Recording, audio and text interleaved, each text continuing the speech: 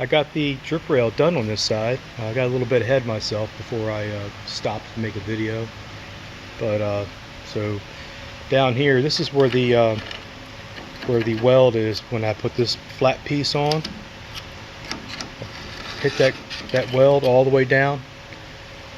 I wanted to show what I use to knock that weld down. This is it's a grinding wheel. It's a hard wheel, but it's pretty thin. It's a thinner type wheel, so you don't have to get in there. You could use a cut wheel. I'm not sure. I think this thing came from Horrible Freight or something. It says it's an 1/8 inch thick. But yeah, I used that to knock down that weld. And once the whole flange was it was sticking out here like 3/4 of an inch. Once all that was welded, then I set the new piece right on top here. Again, it was also really tall, and I finished the weld and sanded it and looked for any imperfections or pinholes or anything like that.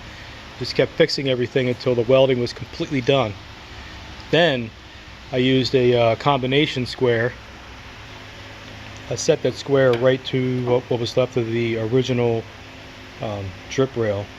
Then I just drew a line with a Sharpie all the way down, and then I cut right on top of that black line, so the black line was there, and then I sanded it with the flap disc.